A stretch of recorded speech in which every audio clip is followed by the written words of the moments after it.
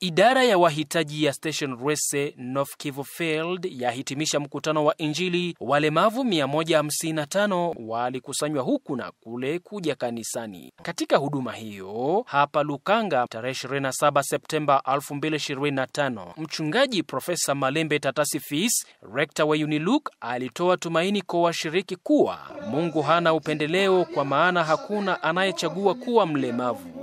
Hata katika utume, Mungu alitumia walemavu kama vile Mefiboshet na Musa mwenye kigugumizi.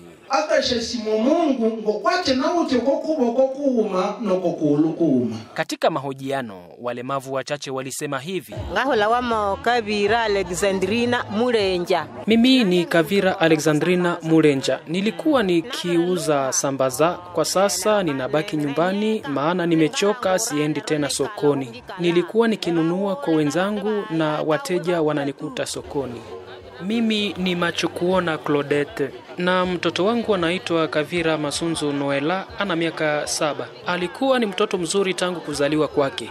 Ila alipokuwa na miezi 4, kipindi cha kukaa chini, mtoto aligonjwa surua na kutoka hali mahututi aligeuka kwa namna unavyomuona. Anakuwa na shida mbalimbali, ana meno lakini hajui kutafuna, yani chakula chake inabidi tukiponde kiwe kama uji. Hajui kuongea, kutembea hawezi, namna unavyomuona tu hali yake ndio hii. Ndiyo watu wanatupa tumaini kwamba tukipata dawa anaweza akapona, ila hatuna pesa.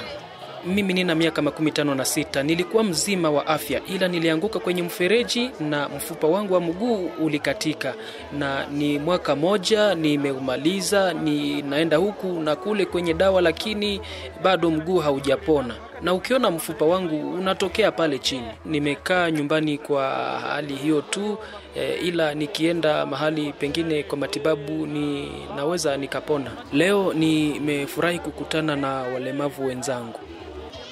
Mimi ni Kavira Chibiririo, kwangu ni Kisesa, na huyu binti ni Kavira Shauswa. Jinangu Kambale.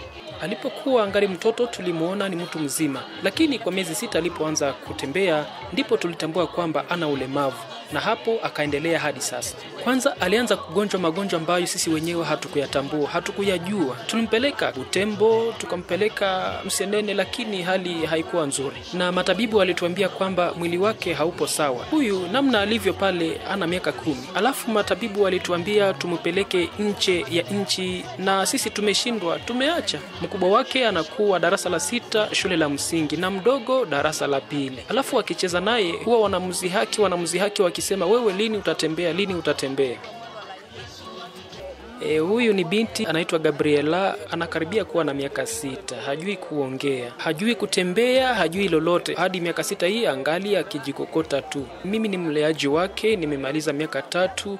Anakasirika sana, ananinyota, lakini akicheza na watoto wenzake anafurahi, ninaona anacheka na hata nawakumbatia. Ni kweli ninamlea, lakini hata mimi simuelewi. Akiwapo mbunge kitaifa, Profesa Daktari Katembo Kambere Tade alihakikisha kushindikiza vikaratasi vyenye mahitaji ya walemavu hawa hadi baraza kuu la mabunge huko Kinshasa. Tuhabarishe kuwa manispa ya Luotu inaidadisha walemavu zaidi ya 305. Huu ni mkutano wa Injili wa pili kukusanya wahitaji ndani ya Station Rwese baada ya wa kwanza tarehe 27 Aprili 2024. Kwa niaba ya Hope News, mimi ni Silva Muindo kutoka Lukanga, North Kivu Field, DRC.